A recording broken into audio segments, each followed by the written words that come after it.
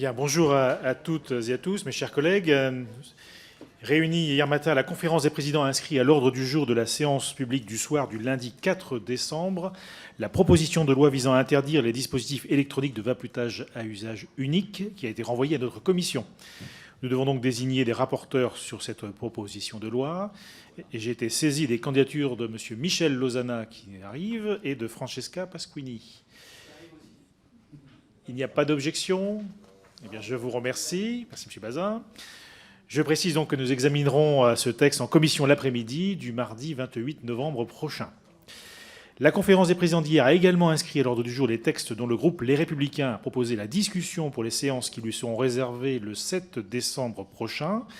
Parmi ces textes figure donc la proposition de loi visant à améliorer l'accès aux soins par la territorialisation et la formation, qui a été renvoyée à notre commission également.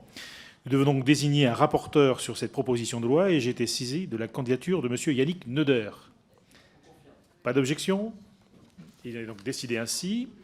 Et donc je précise que nous examinerons ce texte en commission le matin du mercredi 29 novembre.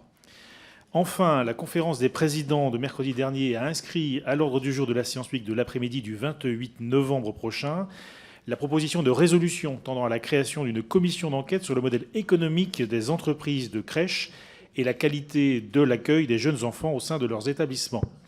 Nous devons donc désigner un rapporteur sur cette proposition de résolution et j'ai été saisi pour l'occasion de la candidature de M. William Martinet. Il n'y a pas d'objection non plus. Il en a donc décidé ainsi et donc nous en venons donc à l'examen de cette proposition de résolution et j'invite M. le rapporteur à me rejoindre.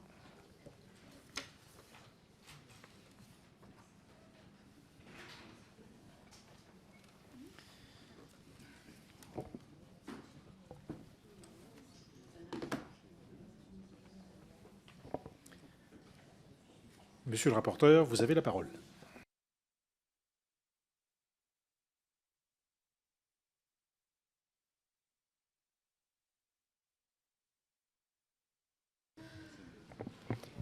Merci Monsieur le Président, Mesdames et Messieurs les députés, chers collègues. Quel est le point commun entre des pipelines en mer du Nord, la fibre optique aux Pays-Bas, les chemins de fer en Italie et les crèches en France ? Le point commun, c'est un fonds d'investissement, Antin Infrastructure Partners, coté en bourse, capitalisé à hauteur de plusieurs milliards d'euros. Dans le portefeuille de ce fonds spécialisé dans les transports, la communication et l'énergie, on trouve l'entreprise Babylou, numéro 2 des crèches privées en France, avec 13 540 berceaux. L'exemple que je viens de donner est représentatif du secteur des crèches privées lucratives dans notre pays. Un secteur à la fois hyper concentré, 4 grands groupes se partagent les 3/4 des berceaux, et hyper financiarisé. Ces grands groupes sont liés directement ou indirectement à des fonds d'investissement. Cette réalité est peu connue des parents des 90 000 enfants accueillis dans les crèches privées lucratives. Rien d'étonnant à cela, c'est la conséquence de stratégies marketing bien rodées. Les parents réservent des berceaux dans des crèches qui s'appellent Les Clochettes, La Maison des Kangourous, Lapin et compagnie, etc. Ils ne se doutent pas qu'ils confient leurs enfants à des entreprises dirigées par des fonds d'investissement. Ce sont pourtant bien ces fonds d'investissement qui tirent les ficelles. Le haut niveau de rentabilité qu'ils exigent des entreprises de crèches produit dans certains cas une maltraitance économique dont sont victimes les jeunes enfants. Je parle de repas rationnés, d'économies sur les produits d'hygiène, de professionnels épuisés car en sous-effectif et insuffisamment qualifiés, d'inscription de bébés en surnombre dans les établissements. Ces faits sont malheureusement documentés très clairement par 2 enquêtes journalistiques publiées en septembre 2023, Le prix du berceau de Daphné Gastaldi et Mathieu Péris et B-Business de Bérangère Lepetit et Elsa Marnette. Si aujourd'hui nous discutons de l'opportunité d'une commission d'enquête parlementaire sur ce sujet, c'est bien que le vernis est en train de craquer et qu'une prise de conscience émerge quant aux dérives du système des crèches privées lucratives. Une prise de conscience qui trouve sans doute son point de départ, malheureusement, dans un événement dramatique, la mort d'une fillette des suites d'un empoisonnement dans une crèche du groupe People and Baby à Lyon en juin 2023. À partir de cette date, la parole s'est libérée, les témoignages se sont accumulés concernant des actes de maltraitance de divers niveaux de gravité. Le corollaire de cette prise de conscience, c'est l'inquiétude grandissante des parents. Je voudrais que nous prenions quelques minutes pour nous mettre à leur place. Ils savent que le système dysfonctionne et qu'il existe un risque pour leur enfant. Ce climat anxiogène les pousse à se poser des questions qu'aucun parent ne devrait se poser. Je vais vous donner des exemples très concrets auxquels j'espère vous serez sensibles. Lorsqu'à la sortie de la crèche, un enfant a très faim et qu'il demande plusieurs goûters et que cela se produit plusieurs jours d'affilée, les parents s'interrogent. Est-ce que les repas sont en quantité suffisante ou est-ce que la crèche rationne pour faire des économies? Est-ce que les professionnels sont assez nombreuses pour accompagner tous les enfants lors du repas ou est-ce que les enfants sont laissés de côté par manque de temps? Lorsqu'un enfant rentre chez lui avec une ecchymose ou une blessure plus grave et que les parents n'ont pas d'explication ou que les explications sont fluctuantes et contradictoires, un doute s'installe. Est-ce que la crèche essaye de cacher un événement grave? Est-ce qu'une professionnelle, peut-être surmenée, peut-être au bord du burn-out, a eu un geste violent à l'égard d'un enfant? Lorsque l'enfant, après quelques jours ou quelques semaines d'accueil au sein d'une crèche, régresse dans ses apprentissages, c'est-à-dire qu'il n'est plus propre ou qu'il ne s'exprime plus, les parents se questionnent. Est-ce qu'un événement traumatique est à l'origine de cette régression? Est-ce que les conditions d'accueil dans la crèche sont si dégradées que l'enfant en souffre au point d'être perturbé psychologiquement? Chers collègues, pour obtenir des réponses à ces questions particulièrement angoissantes, des parents ont le courage de demander des comptes aux grands groupes de crèches. Ils interpellent la direction, ils questionnent les autres parents, parfois ils engagent des procédures judiciaires. Mais malheureusement, ces parents sont isolés, en position de faiblesse, et subissent des pressions de la part des services juridiques des entreprises de crèche. J'ai moi-même recueilli des témoignages de plusieurs parents qui, après avoir osé parler, se sont soudain vus annoncer une rupture de leur contrat, se retrouvant sans mode d'accueil pour leur enfant, contraints d'arrêter de travailler. Chers collègues, ces parents ont besoin de notre aide. Lancer cette commission d'enquête parlementaire, c'est leur envoyer un message fort. La représentation nationale sera à leur côté et utilisera les moyens légaux à sa disposition pour faire toute la lumière sur les maltraitances qui existent dans les crèches privées lucratives. Parmi ceux qui espèrent cette commission d'enquête, il y a aussi les professionnels qui travaillent au sein des crèches privées. Ces professionnels, qui exercent un métier difficile dans des conditions dégradées, n'acceptent pas l'idée que la maltraitance soit résumée à une série d'actes individuels. La commission d'enquête aura donc comme objectif de dévoiler le caractère institutionnel de la maltraitance, le système économique qui en est à l'origine, c'est-à-dire la pression exercée par la recherche de profit, inhérent à toute entreprise et décuplée lorsque des fonds d'investissement sont actionnaires des dites entreprises. Ne nous trompons pas, pour l'essentiel, ces professionnels qui travaillent dans les crèches privées cherchent à préserver les enfants de la pression financière, parfois au détriment de leur propre santé mentale ou physique. Elles font tout pour créer une bulle protectrice où la bienveillance règne.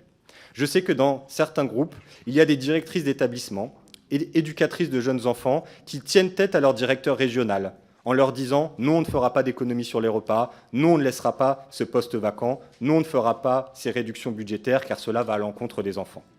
Eh bien, lancer cette commission d'enquête, chers collègues, c'est envoyer un message de soutien à ces professionnels pour leur dire « vous avez raison de placer l'intérêt de l'enfant au-dessus des intérêts financiers. Nous sommes à vos côtés pour changer le système dans lequel vous exercez votre métier. Nous voulons vous aider à rendre possible ce qui vous tient à cœur, c'est-à-dire prendre soin des enfants. » J'admets qu'ouvrir les yeux sur la marchandisation de la petite enfance peut provoquer un certain choc. Il nous faut constater que ces 10 dernières années, 80% des berceaux ont été ouverts par des entreprises de crèches, pour l'essentiel adossés à des fonds d'investissement, comme je l'ai dit. Qui a décidé d'une telle privatisation de la petite enfance? À quel moment la représentation nationale s'était prononcée sur cet objectif? La réalité, c'est que nous nous contentons de subir les conséquences de décisions politiques prises il y a 20 ans. À l'époque, le choix a été fait non pas seulement d'ouvrir le secteur de la petite enfance aux acteurs privés lucratifs, mais de leur dérouler un véritable tapis rouge. Accès aux subventions de fonctionnement et d'investissement de la CAF, délégation de services publics, création d'un crédit d'impôt dédié. Si cet environnement est aussi favorable aux acteurs privés, s'il leur permet de bénéficier de larges subventions publiques, certains parlent d'ailleurs d'un business biberonné à l'argent public, c'est parce que les investisseurs ont tenu le stylo pour rédiger la loi. Ce sera d'ailleurs un des objectifs de cette commission d'enquête, évaluer dans quelle mesure le lobbying des entreprises de crèches a détourné les politiques publiques de l'intérêt général.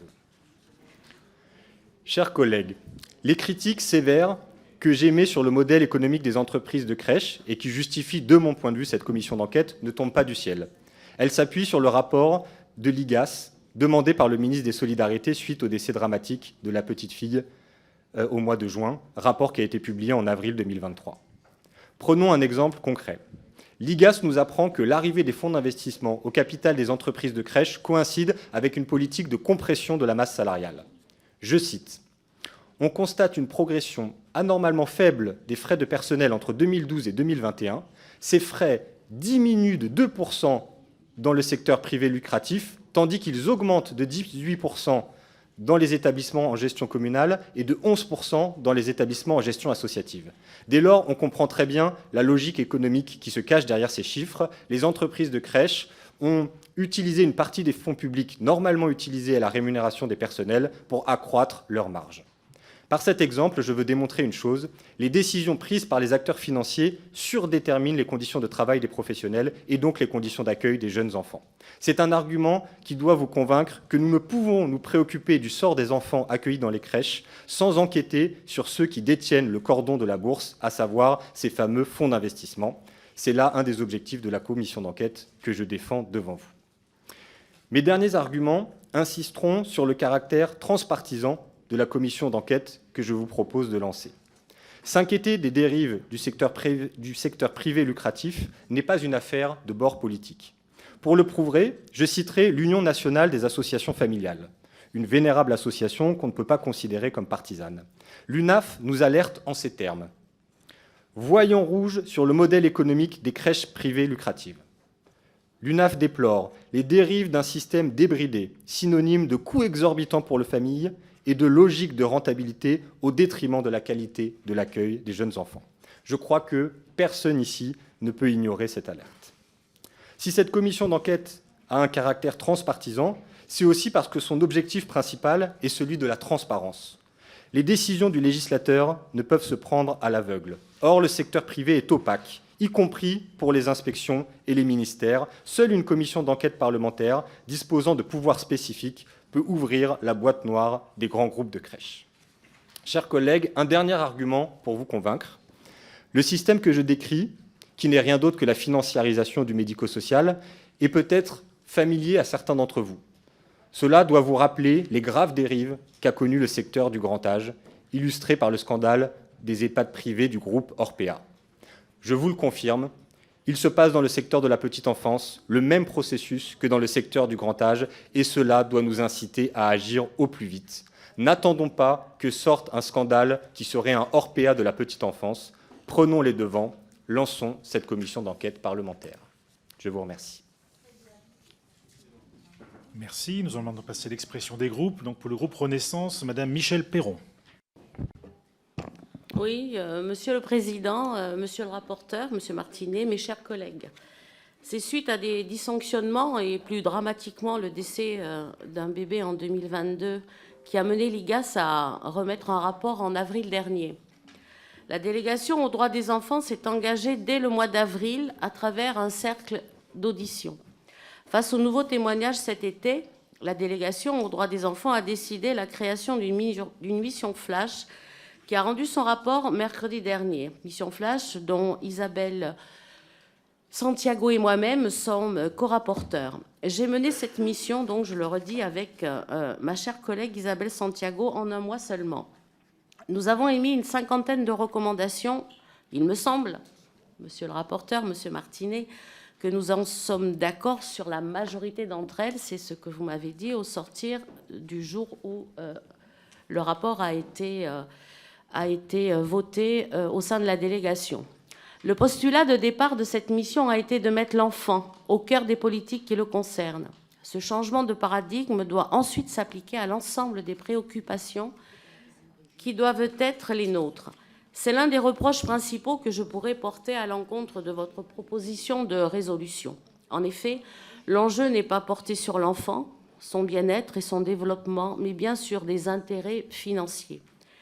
Je reste persuadée que la priorité est d'agir de manière urgente sur le plan législatif pour améliorer la qualité des structures, mais aussi pour les professionnels du secteur dont la crise s'aggrave. Cette commission d'enquête n'est pas une réponse satisfaisante à cette urgence, ni aux préoccupations qui devaient être les nôtres. Dans notre rapport, nous proposons des solutions concrètes et efficaces. Mettre un frein sur le toujours plus, en disant stop au remplissage et à la dérégulation, entamerait grandement les logiques de rentabilité que vous dénoncez. À ce titre, notre groupe s'opposera à la création de cette commission d'enquête. Merci. Merci. Pour le groupe Rassemblement national, Monsieur Serge Muller. Merci, Monsieur le Président, Monsieur le rapporteur, mes chers collègues. De la crèche à l'EHPAD, aucune qualité d'accueil correcte n'est garantie aux Français. Le rapport de l'IGAS témoigne d'une absence de volonté politique d'Emmanuel Macron. La maltraitance institutionnelle est un problème systémique, dont les effets délétères ne devraient laisser personne indifférent. Il y a nécessité d'agir, et pourtant, aucune réponse satisfaisante n'a été apportée depuis 2017. Le rapport dresse en effet le constat de dérives inacceptables guidées par les simples logiques financières. Le rapport fait également état d'une pénurie de professionnels qui constitue un facteur aggravant autant qu'un symptôme. Les faibles niveaux de rémunération, la qualité de vie au travail, le sentiment de ne pas avoir accordé à l'enfant le temps dont il a besoin ne permettent pas d'attirer et de fidéliser le personnel. Au contraire, ils le font fuir. Pour pallier à ces problèmes majeurs, nous proposons des mesures de bon sens qui devraient être prioritaires et qui, je pense, seront mises en lumière à la suite de cette enquête. Elles visent notamment à inscrire dans la convention d'objectifs et de gestion de la branche famille une trajectoire pour se rapprocher d'un ratio moyen d'encadrement de 3 enfants par adulte, d'empêcher que l'effectif du personnel de l'établissement présent auprès des enfants effectivement accueillis ne soit inférieur à 2, quelle que soit la taille de l'établissement, ou encore instaurer une fréquence minimale obligatoire pour les visites de contrôle des équipes d'accueil de jeunes enfants, et imposer une nouvelle visite dans les 6 mois en cas d'anomalie importante constatée. Une commission d'enquête sur le sujet me paraît bien entendu plus que nécessaire. Nous voterons donc en faveur de cette proposition de résolution. Je vous remercie. Merci. Pour le groupe La France Insoumise, Madame Caroline Fiat. Merci, Monsieur le Président. Je vous propose de jouer au jeu des 7 différences entre un sujet que je connais bien, la maltraitance en EHPAD, et le sujet d'aujourd'hui abordé par mon collègue William Martinet, la maltraitance dans les crèches. Manque de formation des personnels, idem. Conditions de travail très dégradées, idem. Minutage des soins et rationnement, idem. Ratio non respecté, idem. Tentative de rechercher des responsabilités individuelles, idem. Pratique trompeuse, idem. Prix élevé, idem. Et là, j'ai trouvé une 8e erreur. Alors, je change les règles du jeu. L'hypocrisie, idem. Chers collègues, du moment où nous avons rendu avec Monique Iborra le rapport parlementaire sur les EHPAD, depuis 6 ans, il n'y a pas un jour où le gouvernement ne nous répète pas « il nous faut une enquête supplémentaire, vous comprenez, on est d'accord avec votre rapport, mais il nous manque des informations ». Et là, aujourd'hui, vous êtes en train de nous dire que parce qu'il y a une ligne ou deux qui vous déplaisent dans la PPR, vous ne la voterez pas. Alors, je vous explique quelque chose, chers collègues, vous n'avez peut-être pas la bonne information. L'amendement, vous pouvez amender et changer les phrases qui vous déplaisent, mais supprimer une enquête parlementaire, supprimer le droit du parlementaire d'enquêter, alors 1749.3, les parlementaires ne font plus d'enquête, on va où la prochaine fois? Là, à la conférence des présidents, tous les groupes étaient d'accord pour que ce sujet arrive sur la table, et là, aujourd'hui, parce que quelques phrases vous déplaisent, vous voteriez contre. On en est où dans l'hypocrisie, chers collègues? S'il y a des phrases qui vous déplaisent, vous les changez par voie d'amendement. À l'heure actuelle, les seuls amendements qui existent, c'est le groupe Les Républicains qui les propose. Donc, soit c'est les phrases qui vous dérangent, il fallait amender, soit vous vous abstenez et vous amendez en commission. Mais très sincèrement, sinon, il n'y a rien d'entendable quand on parle de maltraitance, que ce soit sur les personnes âgées ou sur les enfants.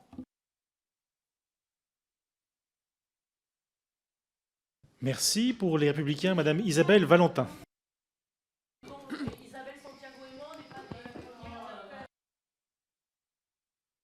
Seule Madame Valentin a la parole. Je vous en prie, chers collègues. Merci beaucoup. Le 22 juin 2022, un bébé de 11 mois est décédé au sein d'une crèche. Plus jamais ça, évidemment. Depuis février 2021, nous tirons la sonnette d'alarme, mais rien, faute de décisions politiques fortes. Crèche publique, crèche associative, crèche privée, toutes connaissent la même problématique, la pénurie de professionnels formés et le manque de moyens financiers. Plus de professionnalisation, car il est évident que le secteur de la petite enfance nécessite des professionnels qualifiés. Plus de moyens financiers, car ces structures ne sont pas des garderies, mais les crèches ont pour mission le développement de l'enfant à travers un projet pédagogique qui met l'accent sur les premiers apprentissages, les actions d'éveil pour le bien-être de l'enfant. Un rapport de l'IGAS en 2022 met en lumière le fait que l'accueil dans les structures reste très peu pris en compte dans la construction des politiques publiques d'accueil du jeune enfant. Les pouvoirs publics n'ont jamais mis en place de dispositif d'évaluation des bonnes pratiques pour le développement de l'enfant. Il est noté aussi que les moyens alloués aux éducateurs sont souvent détournés vers des tâches administratives dans des logiques purement gestionnaires. Plutôt que de demander une commission d'enquête sur les seules crèches privées, il aurait été tellement plus pertinent de travailler sur le fond. Le problème des crèches est un problème global et nous nous abstiendrons ou nous voterons contre ce texte puisque le problème de fond n'est pas traité, puisque celui-ci est le développement de l'enfant. Merci. Pour le groupe démocrate, modem et indépendant, Monsieur Nicolas Turquois. Monsieur le Président, Monsieur le rapporteur, chers collègues, notre commission est saisie d'une proposition de résolution de plusieurs collègues de la NUPES. Elle vise à la création d'une commission d'enquête sur le modèle économique des crèches et la qualité de leur accueil. À première vue, cela semble intéressant car il y a réellement un certain nombre de sujets à traiter sur cette question. Nous avons donc étudié cette proposition de résolution sans parti pris, d'où qu'elle vienne, même si elle intervient en dehors du droit de tirage par session dont bénéficie chacun des groupes d'opposition. Sur ce thème de l'accueil en crèche, nous ne devons avoir qu'une seule boussole, celle de l'intérêt des jeunes enfants accueillis. Or, à la lecture des 6 alinéas de la proposition de résolution, on se rend très vite compte qu'en aucun cas il ne s'agit de la situation des enfants. Nulle part n'est mentionné la volonté d'améliorer la qualité de l'accueil, le taux d'encadrement, la surface par enfant. Nulle part leur bien-être n'apparaît comme un objectif. L'objet de cette proposition n'est clairement pas l'accueil en crèche des jeunes enfants. Nous avons là un réquisitoire contre les crèches privées, voire plus largement une remise en cause du principe qu'une entreprise privée puisse intervenir dans le domaine social. On pourrait même aller, avec un peu de mauvais esprit, jusqu'à y voir une critique même de la notion d'entreprise. Nous n'irons pas jusque-là. Ainsi, dès le 2e alinéa, la proposition de résolution souhaite, je cite, « identifier les montages financiers soupçonnés de donner lieu à des malversations ». Mieux encore, la phrase suivante propose de dévoiler les éventuels conflits d'intérêts au sein des instances de gouvernance des organismes financeurs. Et on termine par la prise de connaissance d'éventuels abus dans la relation commerciale entre les crèches et les parents. Avec cette proposition de résolution, les crèches privées sont donc coupables, avant même d'avoir commencé l'enquête, donc elles sont coupables aux yeux des inquisiteurs de la NUPES. Ce ne sont aucunement des manières d'agir dans le sens de l'intérêt général ou celui des enfants accueillis en crèche. Le groupe démocrate s'opposera donc à cette proposition de résolution. Merci. Pour le groupe socialiste et apparenté, Monsieur Joël Aviragné. Merci, monsieur. Monsieur le rapporteur, mes chers collègues, début septembre, 2 ouvrages sont parus alertant sur les dérives de certaines crèches privées à but lucratif. Ces révélations ont choqué l'opinion publique, comme l'affaire Orpea concernant nos anciens. En effet, on ne peut qu'être très en colère contre cette société où certains s'enrichissent sur le malheur des personnes âgées comme des plus jeunes. Aujourd'hui, le secteur de la petite enfance n'existerait presque plus dans les crèches et entreprises privées, c'est un fait. Cependant, des règles strictes doivent s'appliquer. Les premières années de la vie sont essentielles pour la construction de l'enfant, un environnement sain, adapté et épanouissant est vital. C'est pourquoi, comme ma collègue Isabelle Santiago dans son rapport, j'appelle à un renforcement des contrôles des crèches privées et à repenser leur mode de financement. Même si elle ne traite pas directement de ces sujets, cette proposition de résolution a le mérite de proposer d'enquêter sur les dérives existantes. Nous appelons cependant un travail de fond sur les causes profondes des pénuries de personnel que connaît le secteur de la petite enfance, des niveaux de rémunération bien trop faibles, à la perte du sens du travail pour les professionnels. Cette commission d'enquête permettrait également aux législateurs de constater à quel degré ces crèches privées à but lucratif privilégient leur profil financier au détriment des enfants et des conditions de travail des personnels. Pour cette raison, nous refusons que son champ soit étendu à toutes les crèches, ce qui risque de masquer les dérives des crèches privées à but lucratif. Bien qu'à nos yeux, les sujets visés par cette commission d'enquête soient un peu trop ciblés et donc réducteurs, les députés socialistes soutiennent cette initiative et cette proposition de résolution. Je vous remercie. Merci. Pour le groupe écologiste, Marie-Charlotte Garin. Merci. Vous avez aimé le scandale des EHPAD, voici celui des crèches. Mercredi 22 juin, une fillette âgée de 11 mois est morte empoisonnée dans une crèche privée du 3e arrondissement de Lyon. Ce n'était pas la première fois que l'entreprise People & Baby était mentionnée dans des soupçons de maltraitance. En décembre 2021, une famille avait porté plainte pour coups et blessures sur une fillette de 4 mois. En février dernier, des salariés d'une autre crèche de la même marque, cette fois à Dijon, se sont mis en grève pour dénoncer les conditions d'accueil des enfants de leur structure. Température glaciale faute de chauffage, machines défectueuses, matelas arrachés. De quoi susciter l'inquiétude de parents déjà stressés par le simple fait de confier leur enfant et de trouver un mode de garde. Car oui, en France aujourd'hui, c'est encore la croix et la bannière pour trouver des places. Dans certains endroits, on s'inscrit au 6e mois de grossesse, parfois en s'entendant dire qu'on peut toujours s'inscrire et de ne pas hésiter à mettre une photo de vous ou à écrire une lettre pour votre dossier. Dans son rapport d'avril, l'IGAS s'alarme d'une qualité d'accueil très disparate. Aux côtés de crèches de grande qualité, portées par une réflexion pédagogique approfondie, on trouve aussi des établissements de qualité très dégradés, ce qui peut entraîner des carences dans la sécurisation affective et dans l'éveil des tout-petits. Certains faits relatés lors de l'enquête sont extrêmement graves. Enfants oubliés sur les toilettes, privés de sieste, faute de lit en nombre suffisant ou au contraire laissés en pleurs jusqu'à ce qu'ils s'endorment. D'autres témoignages font état d'enfants à qui on ne donne pas à boire, comme ça on change moins les couches, qu'on laisse trop longtemps dans leurs couches mouillées, que l'on humilie ou insulte, que l'on nourrit de force. Bref, c'est catastrophique. Aujourd'hui, 80% des nouvelles places de crèche appartiennent au privé lucratif, un secteur en plein boom. Je remercie mon collègue William Martinet de nous permettre aujourd'hui de mettre la lumière sur ce système opaque et sur la privatisation, une fois de plus, d'un service public. Nous soutenons évidemment sa demande de commission d'enquête. Bien sûr, la maltraitance n'est pas l'apanage des crèches privées. Partout, des conditions de travail dégradées peuvent mener à la maltraitance. J'aimerais conclure sur une autre préconisation de l'IGAS qui rappelle que pour un bébé de moins d'1 an, passer 40 heures par semaine en crèche, avec ce que cela implique de bruit, d'agitation, de risque de stimulation, ça n'est de toute façon pas la réponse la plus adaptée à ses besoins.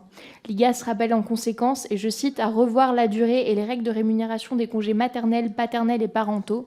Et pour cela, nous tenons bien entendu toujours à la disposition de la majorité pour travailler sur ces dispositifs. Merci. Pour le groupe Gauche démocrate et républicaine, M. Pierre Dharréville. Merci, Monsieur le Président.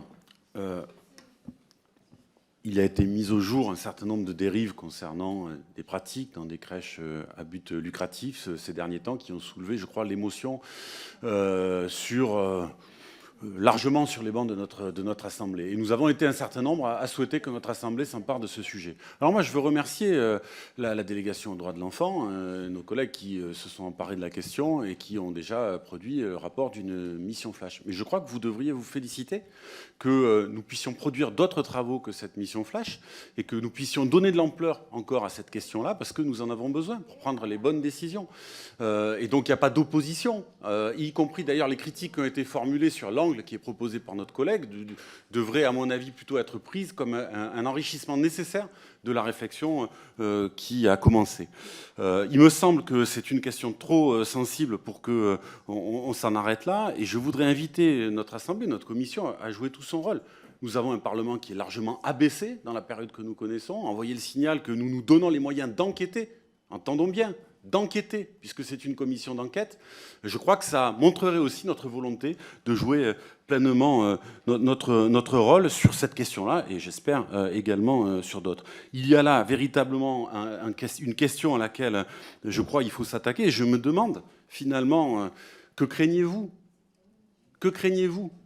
Il va y avoir un travail qui va être fait par une commission d'enquête, avec une pluralité de membres dans cette commission d'enquête, qui va, je l'espère, moi, nous éclairer un peu plus sur ce qui a été décrit par notre rapporteur il y a quelques instants, et sur, je crois, les problèmes qui sont posés dans ce secteur et sur lesquels nous devons effectivement nous pencher. Pour le groupe Liberté, Indépendants, Outre-mer et Territoires, M. Laurent Panifous. Merci, Monsieur le Président, Monsieur le rapporteur, mes chers collègues. Pour commencer, notre groupe soutient la création d'une commission d'enquête sur les entreprises de crèche. C'est dit, nous sommes aujourd'hui tous sensibilisés aux dysfonctionnements, voire aux scandales qui ont été mis en lumière au sein de certains établissements. Des travaux ont été menés depuis, le rapport IGAS, la mission flash de nos collègues Perron et Siantago qui a été évoquée, mais le sujet est suffisamment important pour que nous puissions les approfondir. D'autant que les premières évolutions législatives, si nous les saluons, ont été adoptées dans le cadre du projet de loi plein emploi, adopté hier, autrement dit dans un véhicule législatif peu adapté, ce qui nous a empêchés d'aller plus loin et d'aborder davantage de sujets comme le mode de financement, le reste à charge, la rémunération, la formation des professionnels et peut-être surtout le taux d'encadrement.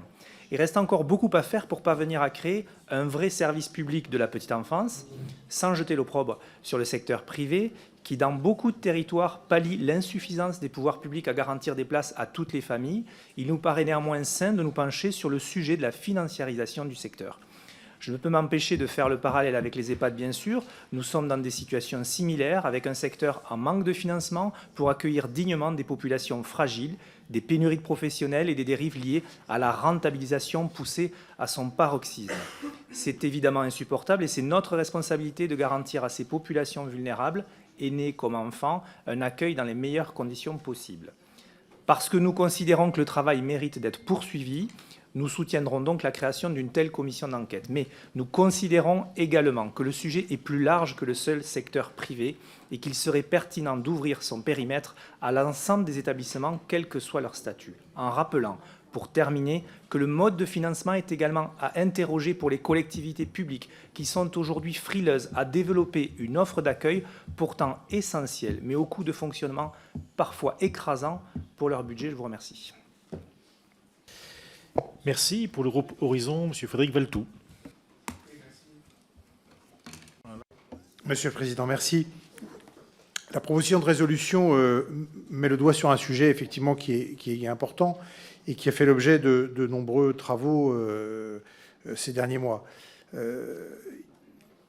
L'angle qui est pris, effectivement, qui est un angle de focaliser sur l'offre privée, est un angle qui, dans sa conception par nature, jette presque l'opprobre, entre guillemets, si on peut dire ça comme ça, en tout cas jette le doute sur la gestion privée, comme si la gestion privée par nature, dès lors qu'il s'agit d'un service public ou en tout cas de mission d'intérêt général, serait en décalage par rapport aux besoins d'intérêt général, justement. Les travaux qui ont été rendus ces derniers mois, qu'il s'agisse des livres, et ils ont déjà été cités, qu'il s'agisse des travaux menés par le gouvernement lui-même, et je pense au rapport de l'IGAS d'avril dernier, des travaux même au sein de notre commission, puisque je rappelle aussi, moi, la mission Flash sur les crèches de Michel Perron et d'Isabelle Santiago et les préconisations qui étaient liées à cette mission Flash, les travaux qui ont déjà été inscrits dans la loi, je pense notamment aux dernières avancées du projet de loi plein emploi sur la création du service public de la petite enfance. On voit bien que les choses sont en train de bouger, à la fois pour les acteurs privés, mais aussi pour les acteurs publics. Compte tenu de tous ces éléments, compte tenu de cette période, compte tenu de la manière dont est libellée la proposition de résolution, très clairement, le groupe Horizon ne souhaite pas soutenir cette initiative, et donc nous serons opposés à la création de cette commission d'enquête. Merci. Monsieur le rapporteur, je vous pose 3 questions et une réponse globale ensuite. Donc pour le groupe LR, Monsieur Bazin. Merci Monsieur le Président. Mes chers collègues, Monsieur le rapporteur, nous voici réunis pour examiner la proposition de résolution des Insoumis tendant à la création d'une commission d'enquête sur le modèle économique des entreprises de crèche et la qualité de l'accueil des jeunes enfants au sein de leurs établissements. Monsieur le rapporteur, vous semblez indiquer qu'il y aurait une maltraitance institutionnalisée, une maltraitance systémique des enfants au sein des crèches privées. Cela me semble exagéré, sans nier qu'il peut y avoir des dysfonctionnements dans les crèches, quel que soit d'ailleurs leur statut. Mais la généralisation du propos m'interpelle. J'ai une pensée pour les professionnels de ces crèches, dévoués et impliqués, qui ne se retrouvent pas dans la description faite, et aux parents qui font confiance à raison à ces crèches. Ces crèches représentent souvent une solution pour ces parents qui ont besoin d'un mode de garde. À écouter et lire la caricature faite, on en oublierait l'action de la PMI qui donne les agréments, l'intervention de la CAF, les délégations de services publics par les collectivités qui assurent un suivi attentif. J'ai une question, monsieur le rapporteur. Combien de places ont été créées ces dernières années par ces crèches et bien gérées sur ce modèle ? Niez-vous des développements qualitatifs de l'accueil par ces crèches avec des initiatives telles que des crèches bilingues et ouvertes sur le monde ? Merci. Pour le groupe LFI, Madame Fadila Amrani. Farida Amrani, merci. Merci, Monsieur le Président. Alors que les crèches privées à but lucratif bénéficient largement d'un financement public, puisque cela représente 75% de leur financement, que leurs 75% de leur financement proviennent de la CNAF et des crédits d'impôt de l'État, je me demande si nous avions des statistiques concernant le nombre de dossiers acceptés pour les familles qui ne sont pas accompagnées d'entreprises. Au sein de ces crèches, quel est le taux de place accordé au financement des entreprises ? Sans financement, combien de familles ont accepté leur dossier sans financement d'entreprise et quels sont les critères ? Dès lors, quelles sont les raisons d'un tel financement du secteur privé lucratif, complètement sous la perfusion des aides publiques ? Et chers collègues, il me semble, j'étais pas encore députée, mais je regardais quand même un petit peu ce qui se passait à l'Assemblée, il me semble quand même que c'est exactement les propos que vous teniez pour les EHPAD. Donc ne faisons pas la même erreur, c'est-à-dire qu'aujourd'hui, ici, personne, je bien dis personne ici, ne souhaite laisser soit ses enfants, soit ses petits-enfants dans ces structures sans avoir un contrôle. Et donc, en tant que parlementaires, nous devons obtenir ces contrôles. C'est important pour la vie en fait, et surtout l'épanouissement de nos enfants. Merci, Madame Farida Amrani. Je rectifie. Voilà, je donne la parole pour le groupe LFI à Mme Karen Hérodi. Merci, Monsieur le Président. Le but est de vendre du temps de garde, pas de garder les enfants. Voilà le terrible témoignage de Frédéric Roux, psychologue pour nos tout-petits, qui dénonce les dérives des crèches privées. Ce témoignage est issu de l'enquête ô combien révélatrice des dérives du secteur intitulée « Le prix du berceau », publiée par Daphné Gastaldi et Mathieu Péris en septembre 2023. Or, les recours aux crèches ne cessent de croître. Le Haut Conseil de la famille, de l'enfance et de l'âge estime qu'il y aura besoin de 200 000 places supplémentaires sur le territoire. Les parents confient, sans le savoir, leurs enfants à des structures qui ont pour seule boussole le profit. Le profit, si vous ne comprenez pas, le pognon, la thune, le fric, le blé, le flouze, l'oseille, bref, la maille. Une directrice de crèche témoigne dans cette même enquête. Une directrice de crèche témoigne dans cette même enquête. À la fin, bêtement, je voyais des dollars au-dessus de la tête des enfants. Le résultat, au nom de la recherche du profit, les enfants subissent violences, maltraitance, privation. Les coûts doivent être optimisés, c'est l'essentiel. Et quand bien même les décisions qui en résultent vont à rebours de l'intérêt des enfants. Je ne me résous pas à vivre dans un pays qui délaisse ses enfants, ni ses aînés d'ailleurs. Je soutiens donc pleinement l'initiative de mon collègue insoumis William Martinet visant à créer une commission d'enquête sur le modèle économique des crèches privées. Si malheureusement cette proposition de résolution venait à ne pas être adoptée, quelles sont les propositions du gouvernement pour mettre fin à ces dérives? Est-ce la création d'un réel service public de la petite enfance avec des vrais moyens et des compétences, comme le propose le groupe parlementaire La France Insoumise? Je vous remercie. Merci. Pour le groupe LR, M. Philippe Juvin. Merci, Monsieur le Président. Monsieur le rapporteur, en réalité, d'abord, il n'y a pas les gentils et les méchants dans cette salle. Et il n'y a pas ceux qui défendent la bientraitance dans les crèches et ceux qui défendraient une maltraitance dans les crèches. La question qui se pose est de savoir si un modèle économique, parmi d'autres, est maltraitant parce que c'est un modèle économique particulier. Moi, je suis surpris de voir cette vision extrêmement partielle et partiale des choses. La question de la bientraitance et de la maltraitance dans les crèches, elle se pose dans toutes les crèches, quel que soit le statut du service public, de la personne qui preste, pour utiliser un anglicisme, le service public. La vraie question, c'est la qualité du service. Et je trouve que le projet était un projet intéressant de commission d'enquête, mais qui d'emblée prend une connotation très idéologique en disant on va s'intéresser aux crèches privées à but lucratif. Mais pardon, la sécurité des enfants, leur bientraitance, c'est aussi dans les crèches publiques. Il faut se poser la question globalement. Ou on se pose la question globalement parce que c'est une vraie question potentiellement qui se pose, ou bien on n'impose pas qu'à la moitié de la population. Premier élément. Deuxième élément, on sait que les deux vrais sujets aujourd'hui qui font que les crèches ont du mal à se développer dans nos communes, c'est la question de la PSU, sa structure qui est mal fichue. La PSU est inadaptée depuis qu'elle est à l'heure. Tout le monde s'en plaint. Tout le monde vous le dira en vie quotidienne. Et ce problème, il faut le résoudre, on ne s'y attaque jamais. Et deuxièmement, évidemment, mais ça a été abordé, c'est la question de la formation du personnel. Pourquoi sommes-nous si incapables de former du personnel? Je ne connais pas une crèche en France qui ne nous dise pas la même chose, on manque de personnel. Donc je voterai contre cette commission d'enquête dès lors qu'elle décide, pour des raisons idéologiques, de ne se poser la question que dans un seul type de crèche. Ce n'est pas correct. Merci. Pour le groupe Renaissance, Mme Caroline Janvier. Merci. Moi, je suis également défavorable à cette résolution parce que j'ai envie de dire, dans la formulation que vous utilisez, la messe est dite. Vous considérez, a priori, qu'un organisme à but lucratif, et c'est le cas pour d'autres établissements, je pense par exemple aux EHPAD, eh bien, je dirais, ontologiquement, ce type d'organisation ne vise qu'à faire du profit au détriment de la qualité d'accompagnement. Donc, effectivement, moi, je crois que quand on part avec une approche aussi marquée d'un point de vue idéologique, ça n'est pas le signe d'une grande ouverture sur un sujet qui pourtant le mérite. Et par ailleurs, moi, je voudrais redire ici, je le dis régulièrement, mais ce réflexe pavlovien de penser qu'en créant davantage de contrôles, de procédures, de surveillance, on va régler les problèmes. Pour avoir travaillé dans le secteur médico-social, c'est souvent bien l'inverse qui se passe, puisque vous, finalement, vous préemptez des moyens humains et financiers pour répondre à ces usines à gaz qui sont créées en partant d'une bonne volonté, et vous détournez, in fine, les professionnels de leur, je dirais, engagement premier, qui est bien celui de l'accompagnement. Donc, moi, j'y suis défavorable. Merci. Madame Josiane Corneloup. Merci beaucoup. Effectivement, le secteur de la petite enfance, cela a été rappelé, souffre de problématiques diverses, que ce soit en termes de recrutement, de formation, et il est essentiel que nous nous saisissions pleinement de ce sujet.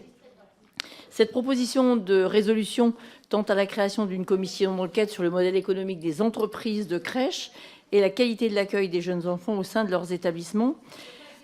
Nous pouvons tout à fait nous interroger pourquoi uniquement les crèches privées, qui ne représentent que 20% des crèches en France.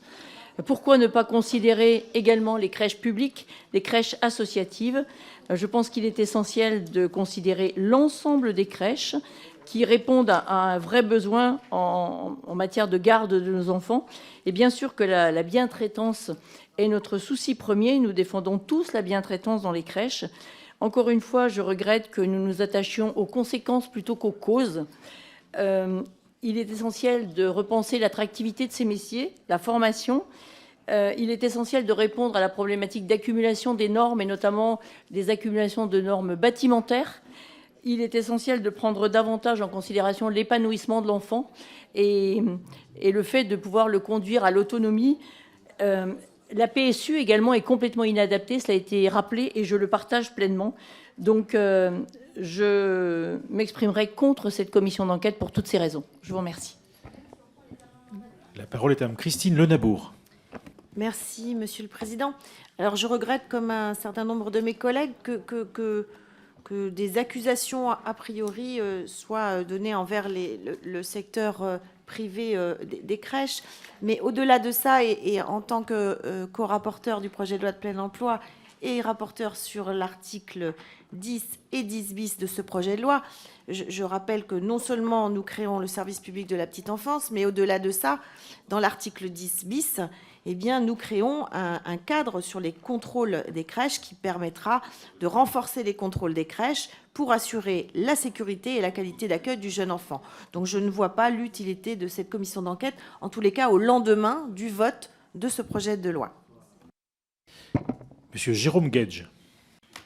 Oui, merci Monsieur le Président. Moi, je n'avais pas prévu d'intervenir tellement je pensais que ça constituait une évidence qu'à un moment donné où il y a des alertes qu'on peut considérer d'une certaine manière comme préventives, que les parlementaires s'emparent du sujet. J'entendais ma collègue Caroline Janvier. Vous avez fait dans cette commission, au lendemain de l'affaire Orpea, des missions précisément pour vous questionner sur les dérives d'un modèle, y compris en adoptant, en réponse après dans des textes, et y compris dans des PLFSS ou même dans la PPL Bien Vieillir, des mesures qui tiennent compte particulièrement des spécificités du secteur privé lucratif. À cet même endroit, le ministre des Solidarités, lors de l'audition sur le PLFSS, nous a dit « il y a un sujet qui me préoccupe, c'est la financiarisation du secteur de la santé et la financiarisation du secteur médico-social ».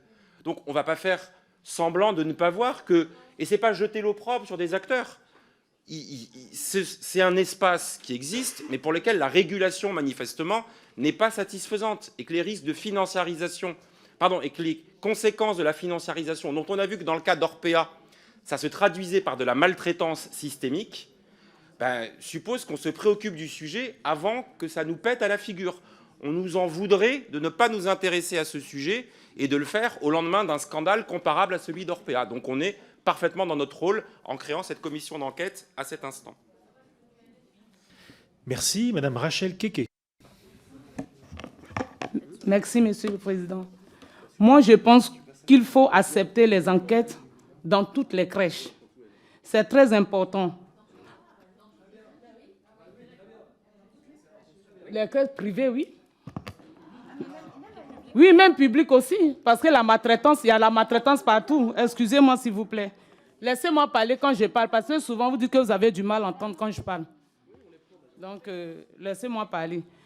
Donc, comme je dis, dans les maisons de retraite, dans les EHPAD, les personnes âgées sont beaucoup maltraitées. Pourquoi? Parce qu'il n'y a pas accès de personnel pour travailler. Une seule personne s'occupe de 12 personnes âgées. Il y a des EHPAD où une seule personne s'occupe de 12 personnes âgées. Donc, la personne n'a même pas le temps de pouvoir bien s'occuper des personnes âgées. Et ça se répercute sur les crèches. Moi, ma soeur, elle travaille en crèche où elle s'occupe souvent de 7 enfants. Et c'est difficile. Vous savez, s'occuper d'un enfant, ce n'est pas facile. On est tous des mères, des pères et des grands-pères, grand-mères ici. On sait que s'occuper d'un enfant, ce n'est pas facile. Donc, si la personne est surchargée parce qu'il n'y a pas de personnel pour travailler, par manque d'argent, parce que les conditions ne sont pas bien réunies, le SMIC n'est pas augmenté, les gens ne touchent presque pas assez d'argent pour pouvoir faire leur travail correctement. Donc moi, je pense que cette enquête, c'est très important pour suivre derrière, pour ne pas que nos enfants subissent comme les personnes âgées dans les EHPAD. Parce que quand vous allez visiter dans les EHPAD, on nous fait croire que tout va bien. Or, au fond, tout ne va pas bien. Et c'est la même chose dans les crèches. Quand on arrive, ils vont tout faire pour nous faire croire qu'il n'y a pas de souci, tout va bien. Au fond, il y a un problème. Donc, je pense que cette enquête, c'est très important. Merci. Merci. Monsieur Paul Molac. Oui, merci, Monsieur le Président. Donc, je trouve que là on fait de l'exégèse un petit peu quand même, parce qu'il y a un problème. On l'a vu, on les connaît. On est dans notre rôle de faire une mission d'enquête. On a des amendements de nos collègues LR qui permettent d'ouvrir et de se poser la question, effectivement, non seulement des crèches à but lucratif, mais également des autres structures. Donc, on n'a qu'à voter les amendements de nos collègues LR, et puis ça ouvrira les choses. Parce que, franchement, le fait de ne pas de dire « je ne veux pas regarder », je pense que la loi qu'on vient de voter a été suffisante. Je ne le sais pas, mais peut-être que pas. Et finalement, nous sommes totalement dans notre rôle, en train de nous poser une question. En plus, on aura évidemment 2 rapporteurs, un qui sera dans la minorité présidentielle et un autre qui sera de LFI. Bon, on peut supposer quand même qu'on arrive à ce qu'on instruise à charge et à décharge. Donc, moi, je serais plutôt favorable, effectivement, à ce que nous posions véritablement cette mission d'enquête et que nos collègues puissent la faire, parce que je crois qu'on a tout intérêt à le faire. Merci. Madame Monique Iborra. Oui, merci, Monsieur le Président. Je rappelle que pour les EHPAD, tous les gouvernements ont demandé au secteur privé d'intervenir pour créer et prendre en charge les personnes âgées. Le deuxième problème que je vois dans votre PPR, c'est que vous faites, avec votre résolution, le procès avant de faire l'enquête. J'aurais préféré, honnêtement, que vous donniez des propositions pour changer le modèle. Probablement qu'il faut changer, en effet, le modèle. Et faire un rapport, comme nous l'avons fait sur les EHPAD avec Caroline Fiade, débouchant sur une loi d'envergure et non pas sur une désignation de coupable avant d'avoir fait l'enquête. Merci. Monsieur Adrien Clouet. Merci beaucoup, Monsieur le Président. Alors, je pense quand même que sur la situation, dans ce que j'entends, il y a un accord. C'est-à-dire, tout le monde estime qu'aujourd'hui, le cours des actions fait du mal à une bonne partie des enfants qui sont pris en charge dans des crèches. Et qu'une des conséquences de cette situation, c'est que le temps de travail, les moyens, l'effectif, le personnel, les dotations ne dépendent pas des besoins des enfants, ils dépendent des capacités à lever des fonds. Et que parfois, les deux ne vont pas de pair. Je dis bien parfois parce qu'on ne sait pas dans quel cas ça va ensemble, dans quel cas ça ne va pas ensemble, et cette commission d'enquête permet d'y répondre. Par ailleurs, j'entends nos collègues de la majorité présidentielle qui disent « il faut agir vite ». Bah, allez-y. Allez-y, déposez un truc demain et on le vote. Hein. Allez-y, déposez-nous un texte disant qu'il y aura 5 enfants maximum par professionnel. Déposez un texte disant qu'on les rémunérera mieux. Déposez un texte disant qu'on augmentera les qualifications. On le prend, on le vote. Il n'y a aucun souci. Nous, on ne peut que vous encourager à agir. Et d'ailleurs, figurez-vous, chers collègues, c'est la beauté de ce genre de texte, c'est qu'on peut enquêter pendant que vous agissez. Rien n'empêche que vous déposiez des textes qui améliorent la situation pendant qu'une commission d'enquête continue à faire un travail transpartisan général pour aller encore plus loin. Il n'y a pas de souci là-dessus. On peut très bien travailler les deux en même temps. Je pense qu'on a la capacité, avec nos cerveaux toutes et tous, de voter en hémicycle des choses pendant qu'une commission d'enquête existe. Et j'entends en revanche des collègues Les Républicains qui disent qu'ils sont insatisfaits par le périmètre, par le champ. Eh bien, allez, si on prend les amendements, vous nous suivez. Il n'y a pas de souci, on peut prendre vos amendements, une bonne partie des amendements. Faisons ça. Élargissons le périmètre. Si jamais vous trouvez qu'il est trop restreint et que ça vous bloque, eh bien, moi, je suis prêt à vous débloquer. On prend vos amendements et puis on avance, et puis on se fait cette commission d'enquête sur un périmètre qui vous semble plus approprié. Très bien, très bien. Merci, monsieur le rapporteur. Quelques éléments de réponse? Merci, monsieur le président. Chers collègues, si cette demande de commission d'enquête parlementaire est discutée aujourd'hui, et non pas dans le cadre du droit de tirage du groupe parlementaire La France Insoumise, c'est bien que nous nous inscrivons dans une démarche transpartisane. Cette démarche transpartisane, elle a plusieurs conséquences. Vous aurez compris quelle est mon opinion et quelle est la position de mon groupe parlementaire sur la marchandisation de la petite enfance.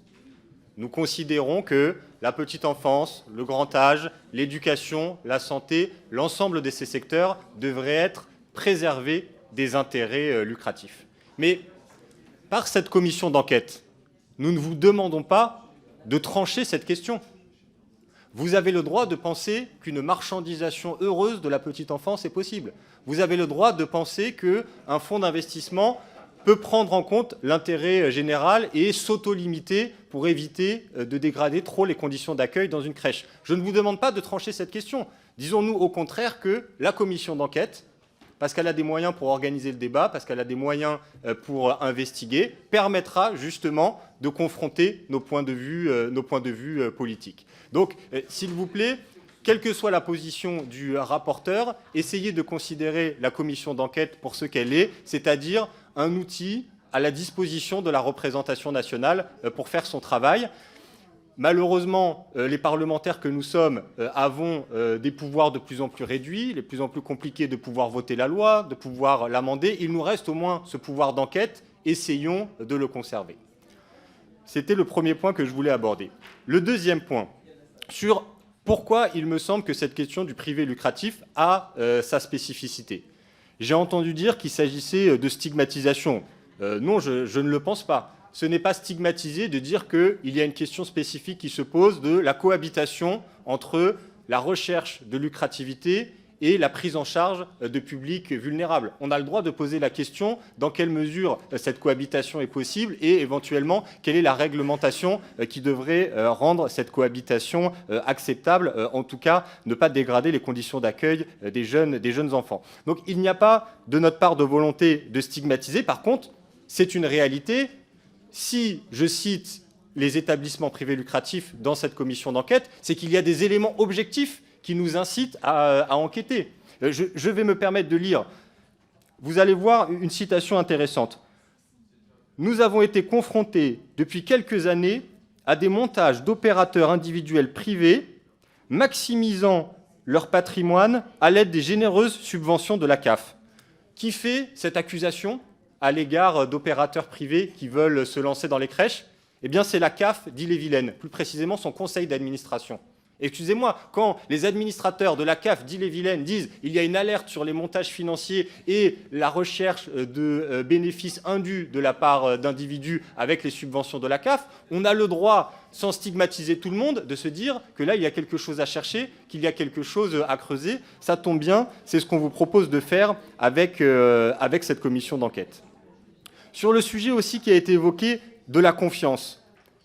Écoutez, nous ne sommes pas responsables si aujourd'hui il y a un manque de confiance vis-à-vis des gestionnaires privés de crèches. Nous ne sommes pas responsables de ça. S'il y a rupture de confiance, c'est parce qu'il y a des événements qui ont été faits, il y a des maltraitances qui ont été révélées, et je ne pense pas que la démarche qui consiste à dire « enterrons l'affaire », refusons une commission d'enquête, je ne considère pas que cette démarche soit de nature à rétablir la confiance. Moi, je pense qu'au contraire, la confiance, elle vient avec la transparence. Et donc, la confiance, elle serait plutôt construite avec l'idée qu'on puisse lancer et faire se dérouler cette commission d'enquête.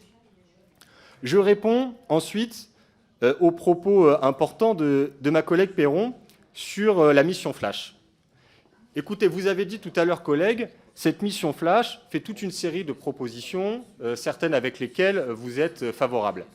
C'est vrai. C'est d'autant plus vrai qu'il y a certaines de vos propositions qu'en tant que député, j'ai défendu par amendement lors de la discussion sur le projet de loi plein emploi, et à l'époque, la majorité a voté contre et a empêché l'adoption de mon amendement. Donc, il y a un changement de position dans la majorité, et là, j'évoque l'amendement que j'ai défendu pour empêcher la suroccupation dans les crèches. Si vous avez changé de position, eh bien, je suis très heureux, et on pourra effectivement avancer ensemble sur ce terrain. Mais ce que je dis, c'est que toutes ces mesures sur le taux d'encadrement, sur les moyens pour les crèches, ces mesures qui s'adressent à toutes les crèches, quel que soit le gestionnaire, mettez-les en place le plus vite possible. Comme l'a dit mon collègue Adrien Clouet, qu'est-ce qui empêche que demain il y ait un projet de loi gouvernemental sur cette question? Absolument rien. Donc, lancez-vous, avancez. Dès que ces mesures seront possibles, nous les soutiendrons. Mais elles n'enlèvent rien à la question qu'il y a encore de l'opacité sur le sujet des crèches privées lucratives et de leur financiarisation. Je vais essayer de présenter les choses avec une image. Depuis le rapport de l'IGAS, nous avons, on va dire, la surface émergée de l'iceberg qui apparaît. Nous savons que dans le privé lucratif, il y a certaines formes de dérives. Il nous manque encore la surface immergée de l'iceberg. Et moi, je pense que les parlementaires que nous sommes, si à l'avenir, nous voulons intervenir efficacement sur la régulation du secteur privé lucratif, nous avons besoin d'avoir l'immergé et l'émergé de l'iceberg. Nous avons besoin d'avoir toutes les informations. Et malheureusement, la mission flash, aussi intéressante que soit-elle, vu ses délais extrêmement courts, vu qu'elle n'a pas de capacité d'enquête, la mission flash n'a pas été en capacité de faire la lumière, n'a pas été en capacité d'ouvrir cette boîte noire qui est celle des grands groupes de crèches privées lucratifs. Bon. Tout ça étant dit, chers collègues, je reviens à mon propos de départ. Cette proposition de loi et cette proposition de résolution visant à créer la commission d'enquête est transpartisane. Bien écoutez, si pour que cette proposition transpartisane avance, cela suggère de prendre en compte des propositions par certains groupes, et je pense notamment au groupe LR, eh bien moi je vous propose que nous avancions dans ce sens. Des amendements arrivent reformulant la résolution de la commission d'enquête, peut-être rendant les formules plus équilibrées et moins accusatrices.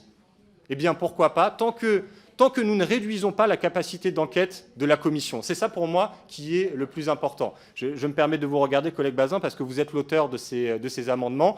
J'en profite pour donner un peu la cohérence de ce que seront mes avis sur les amendements. Quand vous nous proposerez de rééquilibrer les formulations, très bien. Si vous nous proposez d'élargir le périmètre de la commission d'enquête, qui a l'air d'être votre souhait, acceptons ce compromis. En revanche, vos amendements qui auront tendance à empêcher la commission d'enquête d'investiguer des points sensibles dans le secteur privé lucratif, ça, en revanche, ces amendements, je maintiendrai un avis défavorable. Voilà. Je vous remercie, collègues. J'espère avoir été clair et avoir tenu un propos et défendre des positions qui nous permettront d'avancer collectivement et de lancer cette commission d'enquête parlementaire. Merci, monsieur le rapporteur. Je vous propose donc maintenant que nous passions à l'examen du texte, en commençant par l'article unique, avec un premier amendement faisant l'objet d'un sous-amendement, donc l'amendement numéro 2 de monsieur Bazin. Merci, Monsieur le Président. Monsieur le rapporteur, parce que vous avez réagi à mes amendements avant que je les défende, j'ai quand même une inquiétude, c'est que je n'ai pas pu modifier l'exposé des motifs. Et l'exposé des motifs est quand même... j'ai l'impression que c'est la conclusion de l'enquête avant qu'elle soit menée. Et ça me pose souci quand même, parce que votre exposé des motifs ne fait pas consensus, et je trouve ça dommage. Alors, cette proposition de création d'une commission d'enquête, pour moi, il y a deux écueils. Premièrement, le fait que les dysfonctionnements ne sont pas l'apanage d'un modèle économique, et je crois que le secteur de la petite enfance, dans son ensemble, est en crise, notamment du fait d'une pénurie majeure de professionnels qui frappe d'ailleurs l'ensemble des services aux personnes et aux familles. Deuxièmement, le fait que les solutions que nous pourrions utilement proposer se doivent d'être sectorielles. Et c'est en pensant d'abord aux enfants que les solutions doivent être élaborées, sans distinguer le statut juridique de l'employeur de celles et ceux qui les accueillent. Et donc la qualité d'accueil des enfants, elle doit concerner des structures publiques, des structures privées à but non lucratif, des structures privées à but lucratif. Et je crois que face à ces enjeux importants, il nous faut amender à minima le périmètre de la commission d'enquête. Et je le précise devant tout le monde, j'avais cru comprendre que ça faisait consensus, comme c'était issu de la conférence des présidents, je suis davantage rassuré que les inquiétudes que j'ai sont partagées par un très grand nombre. Et je pense qu'il faut peut-être se reposer, peut-être même reporter cet examen de cette résolution, parce qu'il ne me semble pas adapté. Je le dis parce qu'on a eu un mode accéléré, et je l'explique devant tout le monde. Cet amendement 2 vise à élargir le périmètre de la commission d'enquête à l'ensemble des structures, quel que soit leur statut juridique, et il apparaît nécessaire que la représentation nationale puisse bénéficier d'une photographie exhaustive de l'ensemble des modèles, quel que soit leur statut juridique. C'est le sens de cet amendement. Merci, monsieur le rapporteur. Vous avez un sous-amendement ? Monsieur le Président, donc conformément aux propos que j'ai tenus précédemment, je retire ce sous-amendement. Et alors je rebondis sur le propos du collègue Bazin. Vous avez évoqué l'exposé du motif de cette proposition de résolution, dont j'entends bien que vous n'en partagez pas le fond. Là, je l'ai dit tout à l'heure, on a des points de vue différents sur l'opportunité de la marchandisation de la petite enfance. Mais collègue, l'exposé du motif n'a aucun impact sur le périmètre d'une commission d'enquête. C'est-à-dire que quel que soit l'exposé des motifs, cela ne changera pas le travail qui sera réalisé par les rapporteurs, par le président, par la commission d'enquête dans les 6 prochains mois. Ce qui fait le périmètre de la commission d'enquête, c'est le dispositif, c'est-à-dire ce que nous sommes en train de discuter. Donc, par exemple, j'ai dit que je retirais mon sous-amendement. Si votre amendement est adopté, eh bien, il aura une conséquence très concrète, c'est qu'effectivement, cette commission d'enquête aura un périmètre plus large et ne devra pas s'intéresser qu'au secteur privé lucratif, mais à l'ensemble des modèles économiques des crèches. Écoutez, ça fera plus de travail pour nous, mais dans un souci de compromis, moi, j'y suis favorable. Très bien, donc je mets aux voix cet amendement numéro 2. Ah pardon, monsieur Juvin et Mme Fiat. Monsieur Juvin. Merci, monsieur le rapporteur, monsieur le président. Je partage évidemment l'avis de Thibault Bazin. Il faut élargir et nous entendons ce que vous dites. Toutefois, même si vous avez raison au plan juridique, l'exposé des motifs n'a qu'une valeur, qui est la valeur de présentation de dossier. Vous avez quand même un exposé des motifs qui nous pose problème. Voilà, qui nous pose problème sur le fond parce que c'est un exposé des motifs très à charge, très idéologique, qui part d'un postulat en disant, en gros, dès que c'est le privé, c'est le diable. En clair, je fais rapide. Aucun service public ne peut être presté par, en aucune manière, aucune personne morale ou physique de droit privé. Vous êtes allé très très loin dans l'exposé des motifs. J'ai l'impression de lire Thomas Piketty. Voilà. Vous y voyez probablement une qualité, mais peut-être pas tout le monde ici, en tout cas pas moi. Voilà. Bien, merci Madame Fiat. Merci Monsieur le Président. Je remercie Monsieur le rapporteur d'avoir retiré son sous-amendement. Écoutez, chers collègues, ça fait plus d'1 an que nous avons été élus. La France a voulu une nouvelle assemblée, faute d'un travail transpartisan. On vous montre par l'exemple, enfin, monsieur le rapporteur vous montre par l'exemple qu'on a entendu toutes vos prises de parole depuis 15 heures qui expliquent que si ce n'est pas ouvert à toutes les crèches, vous ne pouvez pas voter pour et tout team. On ouvre à toutes les crèches. Maintenant, ce serait l'exposé des motifs qui, d'un point de vue légistique, n'a mais rien à voir d'un point de vue légistique. Vous allez tout nous trouver. Là, pratiquement toutes les prises de parole, hormis Madame Perron qui est partie sur sa mission flash, très bon rapport que j'invite tout le monde à lire, le rapport d'une mission flash, mais une mission flash c'est fait en 1 mois, et là on part d'une commission d'enquête de 6 mois, et on peut... Mais oui, non mais vous inquiétez pas, on peut parler sur moi, ça me pose jamais problème. Et donc, il n'y a aucun inconvénient à ce que, justement, tous les travaux s'accompagnent. Est-ce que... Enfin, il y a eu le rapport Fiat-Ibora, après vous avez commandé le rapport Libaud, après vous avez commandé le rapport El Khomri. Merci, chers collègues. Sincèrement, tout va bien. Votez. La parole est à monsieur Pierre Dharréville. Oui, merci, monsieur le président. D'abord... Très amicalement, je voudrais inciter notre collègue Philippe Juvin à lire plus Thomas Piketty et d'autres auteurs. On pourra lui donner des indications s'il le souhaite. Cela étant dit, ici, effectivement, nous déterminons le périmètre de la commission d'enquête. Et ensuite, des collègues vont être désignés pour siéger dans cette commission d'enquête. Et eux-mêmes vont déterminer la façon de conduire les travaux. Et cette commission fera son travail sur la base de l'intitulé de la commission d'enquête. Alors, notre collègue William Martinet, il a été transparent, il a indiqué pourquoi il en était venu à la conclusion qu'il fallait une commission d'enquête. Donc c'est très bien, on connaît son point de vue, et j'en ai entendu d'autres. Bon, mais c'est ça qui va être intéressant, c'est justement de regarder le réel, et puis à partir de là, d'essayer d'avoir un diagnostic le plus partagé possible. Et puis il y aura sans doute des désaccords. Voilà. Mais je crois que ce sera un débat intéressant. Donc je crois qu'il ne faut pas se tromper sur la nature du vote que nous allons produire.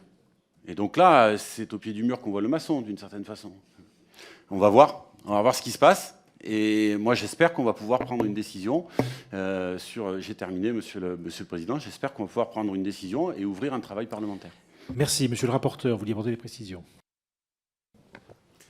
Oui, d'abord, une précision d'ordre réglementaire. Je rappelle ici que non seulement la commission d'enquête est déterminée par son dispositif, dans son périmètre, dans son action, et je rappelle aussi que la composition de la commission d'enquête se fait à la proportion des groupes de l'Assemblée nationale. Donc cette commission d'enquête, par définition, sera équilibrée dans sa composition. Bon, cela étant dit, chers collègues, je pense qu'on peut essayer, d'éviter de trouver des prétextes. Je veux bien qu'après le périmètre de la commission d'enquête, on me parle de son exposé des motifs. Si j'avais la capacité par magie de modifier l'exposé des motifs, peut-être qu'on me trouverait encore un dernier argument.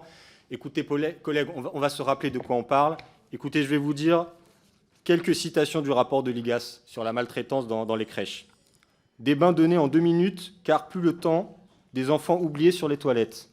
Des enfants laissés en pleurs jusqu'à ce qu'ils s'endorment d'épuisement. Accueil des enfants en plein milieu de leurs heures de sieste pour faire du remplissage et boucher les trous.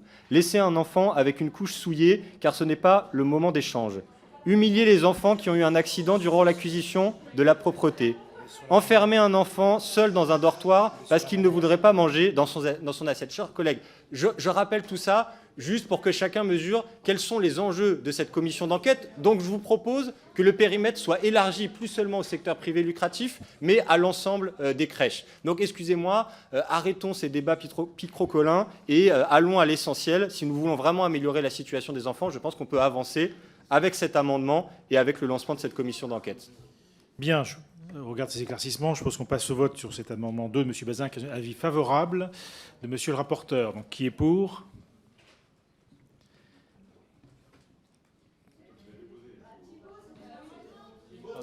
Monsieur Thibault ne prend pas part au vote, il n'est pas membre de la commission aujourd'hui. Voilà. Donc qui est contre ?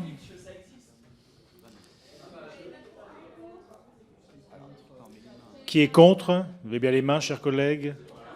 Voilà. Qui s'abstient ? Voilà, il est adopté. Je vous propose une suspension pour que vous puissiez aller voter. Madame la Présidente, lorsque vous présidez, jamais je ne remets en cause votre présidence. Nous sommes bien d'accord. Donc je vous remercie. Nous ferons une suspension de 5 minutes. Merci à vous.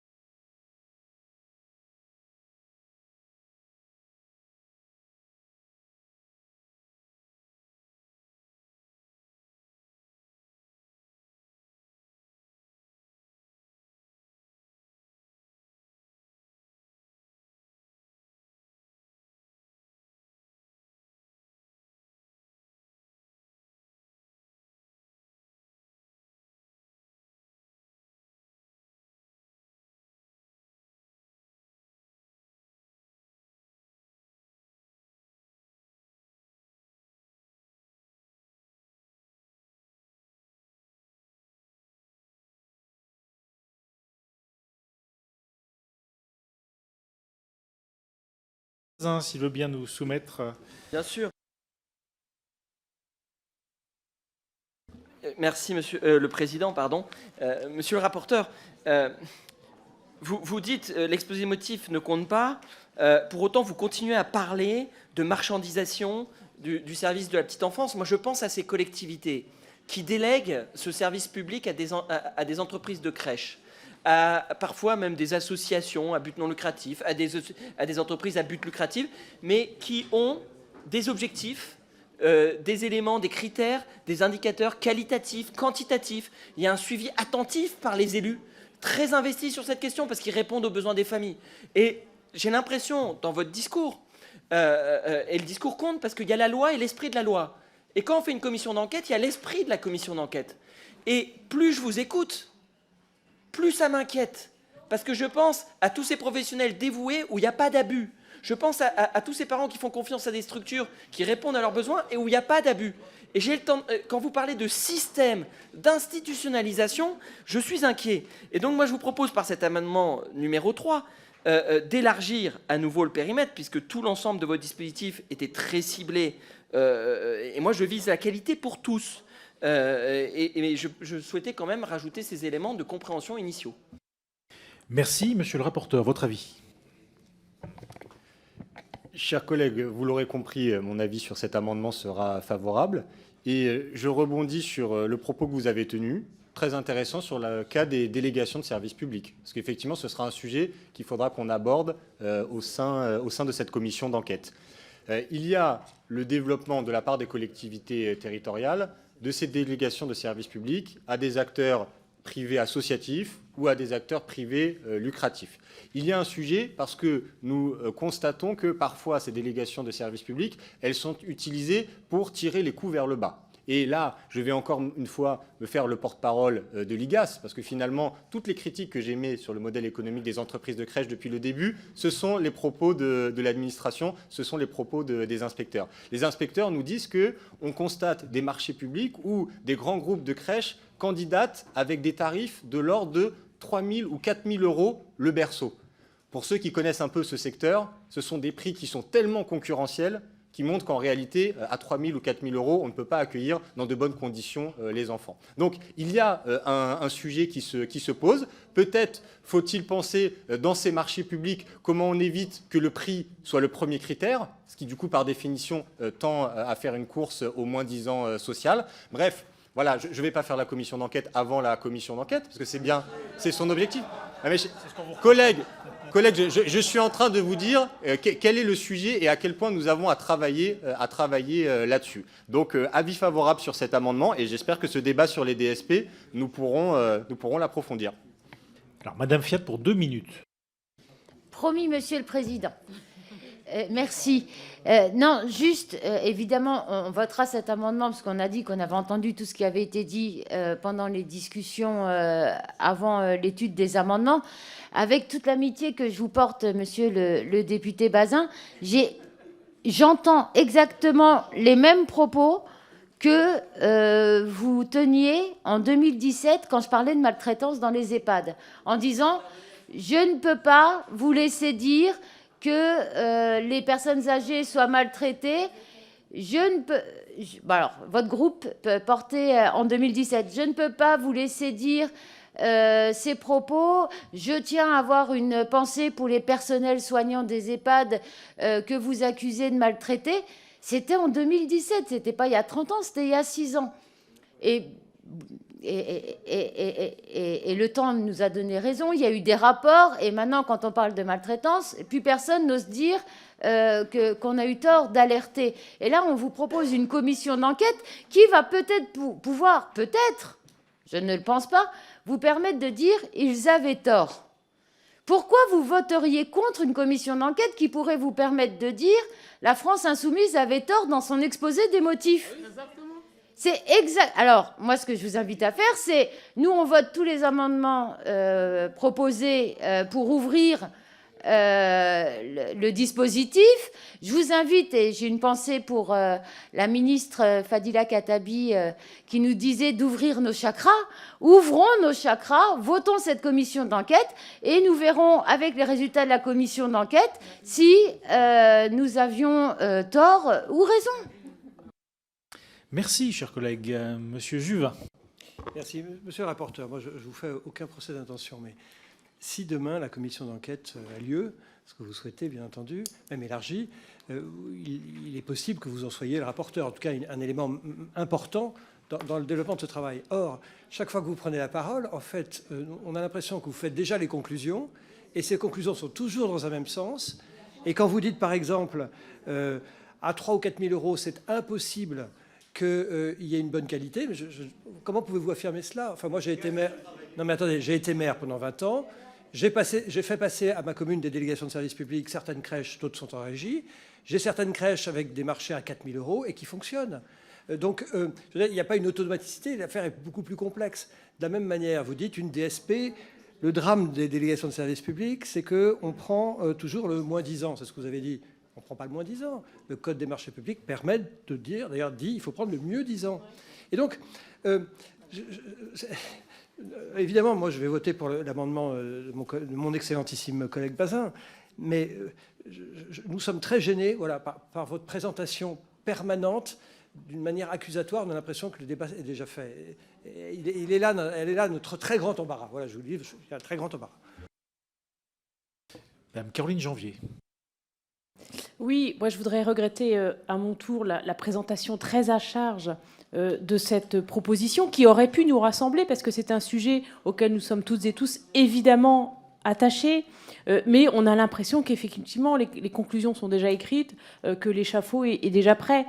Donc moi ça me paraît compliqué et j'ai le sentiment qu'une fois de plus, eh bien vous nous mettez dans une situation impossible où pile on perd et face on perd. C'est-à-dire que si on est contre cette commission, c'est qu'en réalité on soutient la maltraitance. Qui peut penser ça, pardon, à part l'extrême gauche de cet hémicycle, et si on va dans votre sens, eh bien on valide quand même votre présentation des faits. Et pardon de vous dire, mais on fait aussi de la politique. Et à un moment donné, quand vous avez un exposé des motifs qui va dans un sens, quand vous avez un rapporteur qui a une certaine vision des choses, eh bien, vous avez un portage politique d'un sujet qui est réel, d'une problématique qui est réelle, mais qui est déjà très engagé d'un point de vue idéologique. Et moi, vraiment, je regrette qu'on ne puisse pas travailler ensemble sur ces questions-là. Encore une fois, du fait de votre approche qui est extrêmement clivante, qui est très radicale et qui est très à charge.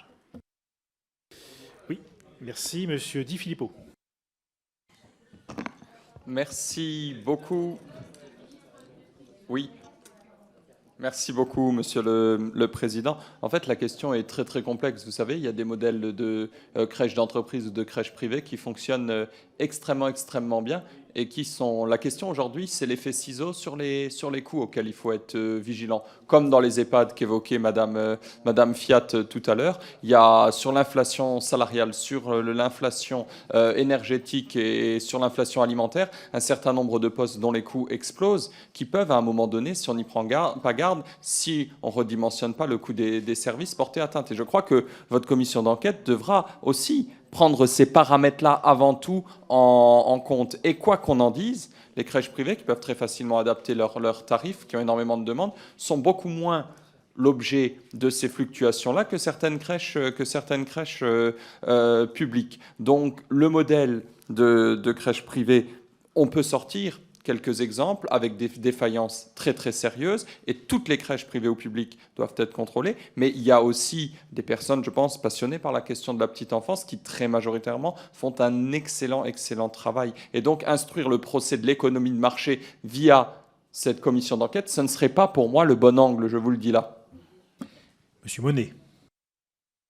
Merci, Monsieur le Président. Deux choses. Je ne comprends pas ces réserves. La dimension transpartisane ne veut pas dire abstraction de ces courants de pensée. C'est même d'ailleurs ces différents courants de pensée qui alimentent le transpartisan. Et je trouve que d'avoir une commission d'enquête avec plusieurs regards serait d'une bonne pertinence, parce que ça permettrait de voir l'ensemble du problème. Ensuite, les réserves qui sont faites sur la prise de position. Mais enfin, écoutez, dans tous les travaux de recherche, y compris les travaux de recherche universitaires et sérieux, on part d'une hypothèse, Et une hypothèse, c'est une prise de position. C'est une supposition. Une prise de position, c'est une supposition. Et on va vérifier cette supposition. Donc le fait d'expliquer qu'il y a peut-être une corrélation entre le modèle économique et la bientraitance des enfants, c'est une hypothèse qu'il faut aller vérifier, tout simplement. Donc je ne comprends pas ces réticences, à moins que l'on ait peur de découvrir des choses, ce que je ne crois pas, et peut-être même que cette commission d'enquête pourra démontrer l'inverse. Pour vous, c'est peut-être l'occasion de démontrer l'inverse. Donc pour moi, il n'y a pas de... Je ne comprends pas le sujet de discorde sur cette commission d'enquête. Monsieur Dharréville. Oui, merci, Monsieur le Président. Bon, je ne sais pas s'il faut trop prolonger cette discussion, mais moi, je voudrais dire quand même 2-3 choses après ce que j'ai entendu. D'abord, j'ai l'impression qu'on reproche à notre collègue d'être député. Bon, le problème, c'est qu'il est député, il a des convictions, c'est pour ça qu'il a été élu, d'ailleurs. Et donc forcément, il en fait état à la tribune, c'est la moindre des choses. Et donc, moi, je ne lui reproche pas d'avoir réfléchi à la question et d'avoir quelques convictions sur le sujet. Alors, certains disent que c'est un parti pris idéologique. Je considère avoir entendu, dans les prises de position qui lui sont opposées, du parti pris idéologique. Et d'ailleurs, des éléments, des arguments à décharge. Donc, moi, j'ai envie de vous dire, sauvez-le. Montrez-lui qu'il a tort. Voilà, sauvez-le. Et donc, permettez que cette enquête se déroule, et elle démontrera peut-être l'inverse de ce qu'il a pressenti. Voilà. Et moi, je trouve que c'est bien qu'on détermine ensemble le périmètre de cette commission d'enquête. Donc, faisons ça. On est en train de le faire. Il y a des amendements. Et puis ensuite, déclenchons et travaillons. Moi, je crois que c'est ça qui est essentiel. Sinon, on va avoir le sentiment que vous avez effectivement quelque chose à protéger. Et là, ça ouvre un débat politique, naturellement. Monsieur Clouet. Merci, Monsieur le Président. Alors, de la même manière que mes collègues, j'ai le sentiment qu'il y a soit du malentendu, soit de la mauvaise foi, et je ne peux pas croire qu'il s'agisse de mauvaise foi. D'abord, quand même, collègues, ce n'est pas la première fois qu'on se prononce sur un texte par rapport à son exclusif contenu. On fait ça tout le temps. Ici encore, par exemple, lorsque plein de dispositions de la loi Valtou sur l'action de santé est passée. Hier soir encore, lorsqu'a été adoptée à l'unanimité la revalorisation des postes en secrétariat de mairie. Est-ce que vous croyez qu'on est d'accord sur tout? Est-ce que nous, on est d'accord sur votre vision du service public? Non. Pour autant, on estime qu'on peut adopter un texte en commun parce qu'on fait des progrès ensemble. Donc ce niveau de sectarisme, moi, il m'échappe beaucoup. Là, vous refusez un texte car vous présumez de nos réponses alors qu'on vous propose une commission d'enquête qui sera collective. Donc comment vous voulez que nos réponses vous conduisent à refuser d'avoir les vôtres dedans? En fait, c'est ça que vous refusez. Vous refusez d'intégrer vos analyses, vos réponses à la situation dans un ensemble qu'on propose, qu'on appelle une commission d'enquête. Tout ça, c'est donc des prétextes. Alors aujourd'hui, c'est l'exposé des motifs, on ne vote pas. Alors demain, ça sera le grammage du papier, il est trop lourd. La température extérieure est inadaptée. La pluviométrie n'est pas agréable. Bon, écoutez, franchement, c'est pas des arguments. Non, mais on ne fait pas la DG non plus, chers collègues. Pardon? On ne fait pas la DG non plus. C'est pas du tout une DG. Sur chaque amendement. Pas du tout, non, mais c'est pas du tout une DG, mais c'est par rapport à l'amendement ici, puisque attendez, on se retrouve dans une situation paradoxale où on est les seuls à défendre des amendements LR. Si vous voulez, c'est quand même une situation qui est un petit peu étonnante. Mais voilà, mais voyez, vous me félicitez, donc c'est quand même bizarre qu'on se retrouve à défendre les amendements de nos collègues LR pour les aider à voter un texte. Bah oui, c'est bizarre. Donc rejoignez-nous. Rejoignez-nous, vous serez moins seuls. Donc c'est l'occasion, je pense quand même, de se mettre tous autour de la table et d'avancer sur une commission d'enquête. Madame Rousseau. Oula. Bon, merci, Monsieur le Président. En fait, là, il y a quand même un enjeu qui est la bientraitance des enfants et le fait qu'on s'assure que dans les établissements d'accueil de petite enfance, il y ait cette bientraitance au cœur de notre projet de République, de société, vis-à-vis de l'accueil de ces enfants. Et là, évidemment, il y a la possibilité d'ouvrir aux crèches publiques, mais il faut quand même reconnaître quelque chose qui est que dans les crèches privées, il y a une contrainte financière qui existe dans une moindre mesure que les crèches publiques, et que dans les crèches publiques, il y a un ensemble de modalités de contrôle qui existent dans les crèches publiques qui n'existent pas dans les crèches privées. Donc en fait, on peut imaginer qu'il y ait... non, parce que c'est du personnel, par exemple, municipal, etc., ce qui n'existe pas dans les crèches privées, où il y a... Non, mais seule Madame Rousseau a la parole. Ce que je vous dis juste, c'est que là, dans les crèches privées, il y a des contraintes supplémentaires qui sont liées à un équilibre budgétaire qu'il n'y a pas à trouver dans les crèches publiques de la même manière. Et que donc, et que donc ça met une contrainte supplémentaire sur les personnels qui travaillent dans ces crèches. Pour ces raisons, on peut voter cet amendement qui élargit l'espace de la commission d'enquête, il n'y a pas de sujet là-dessus, mais quand même au nom de la protection des enfants, il serait opportun que nous votions cette commission d'enquête qui me semble être d'utilité publique à un moment quand même où il y a soupçon de maltraitance dans certains établissements. Et je ne comprendrais pas, et comme vous le dites, enfin, je ne comprendrais pas que vous ne votiez pas une commission d'enquête qui soit juste sur la bien-traitance d'enfants de 0 à 3 ans, ce qui me semble quand même être le minimum en société. Monsieur Molac. Oui, si on pouvait dépasser un peu cette exégèse de savoir si d'un côté le privé c'est mieux, que le public c'est mieux, parce que j'ai entendu des tas de choses, soit que le public c'était mieux, il y en a d'autres qui me disent que le privé c'est mieux. Bon, moi je crois à une chose, le contrôle. Donc c'est pour ça que je voterai ces amendements et qui permettent d'élargir le contrôle, parce que je pense qu'on a à avoir tout simplement à regarder ce qui se passe et à éviter, parce qu'il peut y avoir aussi, dans toutes les structures, il peut y avoir des abus. Donc, je serais comme Deng Xiaoping, hein, que le chat soit blanc ou qu'il soit noir, pourvu qu'il attrape des souris. Monsieur le rapporteur, qu'avez-vous à répondre à Monsieur Xiaoping? Merci, Monsieur le Président. Écoutez, on voit comment le débat se déplace. Tout à l'heure, les collègues LR nous disaient que le sujet était le dispositif. Nous acceptons qu'il soit amendé. Ils nous disent ensuite que c'est l'exposé des motifs. Nous leur expliquons que ce n'est pas cet exposé des motifs qui détermine le périmètre de la commission d'enquête.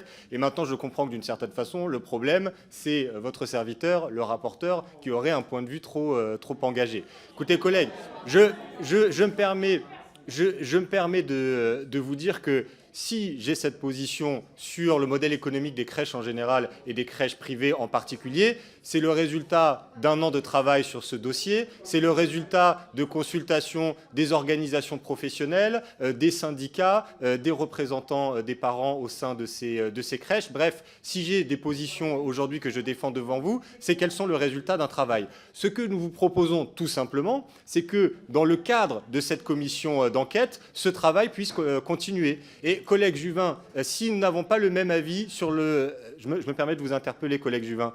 Si nous n'avons pas le même avis sur la question des DSP, eh bien, rejoignez cette commission d'enquête. Nous aurons la discussion ensemble. Et je me permettrai, si vous le voulez bien, de faire une audition avec l'IGAS qui pointe cette zone de risque sur le très faible niveau de prix dans certaines DSP. Et vous savez même avec qui d'autre on pourra discuter? Avec la FFEC, la Fédération française des entreprises de crèches, qui est le lobby des crèches privées, si on le dit plus simplement, et la FFEC elle-même qui alerte sur cette course au moins 10 ans et sur la baisse des prix. Donc je pense qu'on pourra avoir un débat qui soit constructif. Vous me permettez de dire que s'il y a l'IGAS, la Fédération des entreprises de crèches privées, vous et moi, on arrivera à faire une commission d'enquête qui soit équilibrée. Et je pense que l'intérêt général sera défendu à cette occasion. Merci. Merci. Donc, je vais donc mettre aux voix l'amendement numéro 3 qui a reçu un avis favorable de Monsieur le rapporteur. Qui est pour?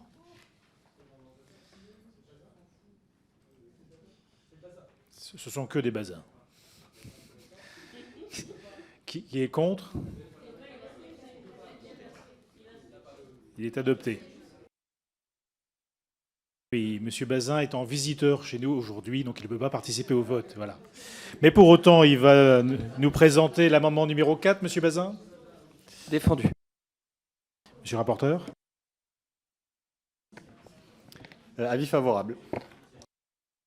Bien, je mets aux voix donc cet amendement qui a reçu un avis favorable de Monsieur le rapporteur. Qui est pour? Qui est contre? Il est adopté.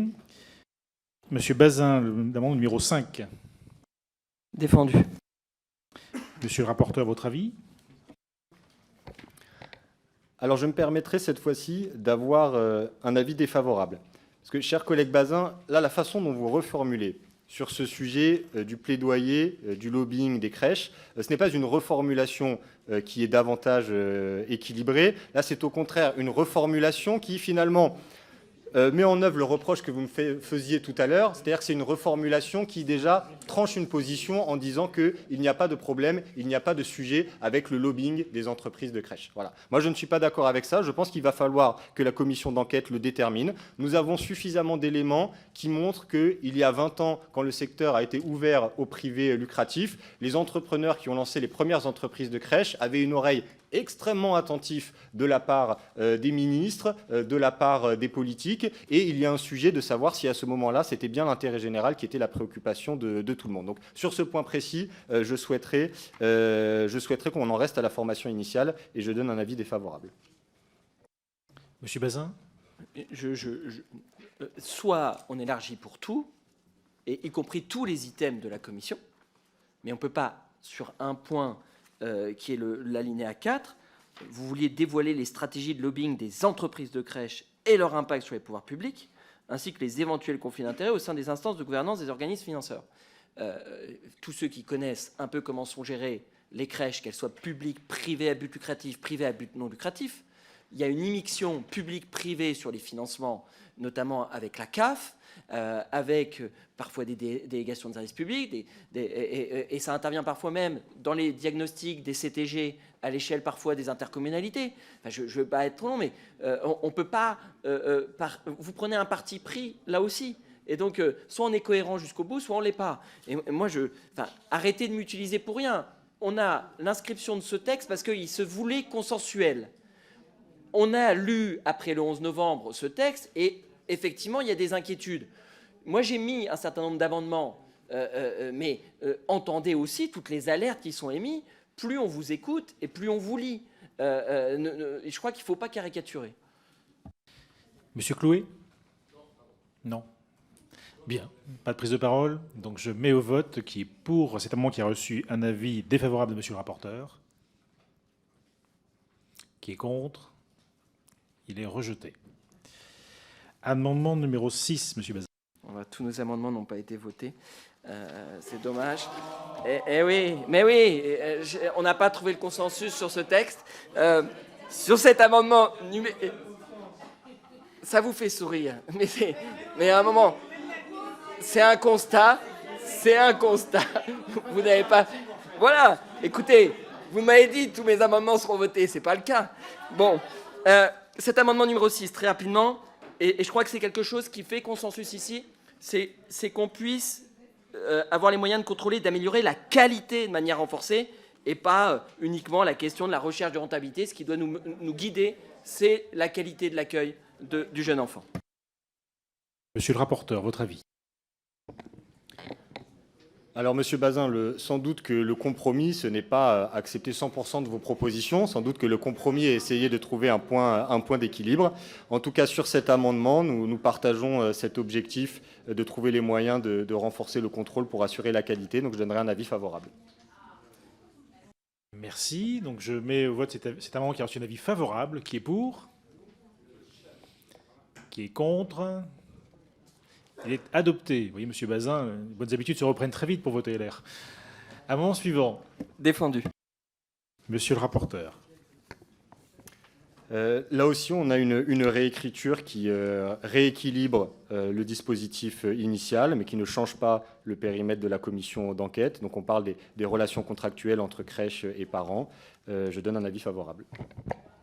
Merci. Je soumets donc au vote cet amendement qui a reçu un avis favorable de Monsieur le rapporteur. Qui est pour? Qui est contre? Il est adopté. Amendement suivant, Monsieur Bazin. Sur Défendu. Pardon, attendez, je vais d'abord faire voter l'article. Voilà, donc article unique. Qui est pour? Qui est contre?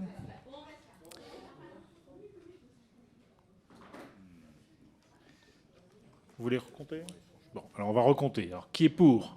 Levez bien haut la main.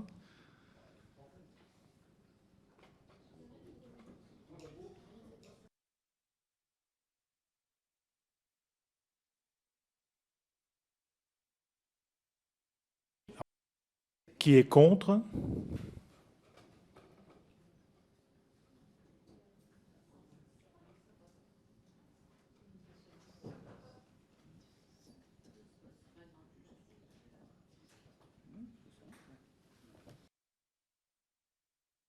Donc, il est adopté. Amendement suivant portant sur le titre, Monsieur Bazin, en numéro 1. Défendu. Monsieur le rapporteur, votre avis? Depuis tout à l'heure, on évoque beaucoup le message politique qui sera envoyé suite à l'adoption de cette proposition de résolution visant à créer la commission d'enquête. Là, nous sommes sur le titre, ça paraît l'élément essentiel. Écoutez, collègues LR, vous souhaitez que la commission d'enquête soit élargie, donc supprimer le mot « entreprise » du titre pour que la commission d'enquête porte sur l'ensemble des crèches. Eh bien, dans la droite ligne de l'objectif de compromis que je tiens depuis le début, je donne un avis favorable. J'espère que ça permettra l'adoption de cette résolution. Je soumets donc au vote cet amendement qui a reçu un avis favorable de Monsieur le rapporteur. Qui est pour? Qui est contre? Il est adopté. Et donc je mets aux voix l'ensemble de la proposition de résolution ainsi modifiée. Qui est pour? Qui est contre? Vous êtes toujours d'accord? Elle est adoptée. Donc la proposition de résolution est ainsi adoptée.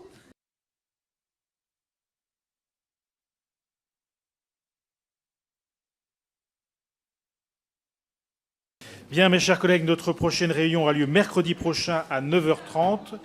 Nous examinerons les 2 propositions de loi renvoyées à notre, s'il vous plaît, à notre commission dont le groupe La France Insoumise a demandé l'inscription à l'ordre du jour des séances publiques qui lui sont réservées le 30 novembre prochain.